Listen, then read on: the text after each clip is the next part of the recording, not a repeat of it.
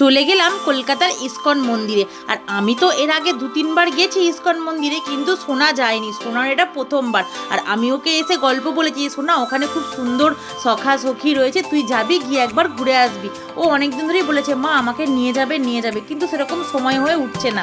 তারপর এই যে দেখো আমরা চলে গেলাম সবাই মিলে, আর ওখানে গিয়ে সোনার প্রভুকে দেখে মানে সোনা যে কি হয়ে গেছিলো ওর মধ্যে, যে তোমাদেরকে কি বলবো সেটা আমি বলে ভাষায় প্রকাশ করতে পারছি না। মেয়ের তো ওখানে গিয়ে পুরো অঝরে 2 চোখ দিয়ে মেয়ের জল পড়েই যাচ্ছে। আর ওখানে এত সুন্দর ভজন হয় যে তোমাদেরকে কি বলবো। আর এই দেখো আমার বোনের মেয়েটা কত ছোট, ও ওখানের ভজন শুনে নাচতে শুরু করে দিয়েছে। তারপর আমরা কিছুক্ষণ বসার পর নিচে নেমে এলাম। নিচে নেমে এসে দেখছি যে লাইন দিয়ে ভোগ বিতরণ হচ্ছে, আমরাও তখন লাইন দিলাম ভোগ নেওয়ার জন্য।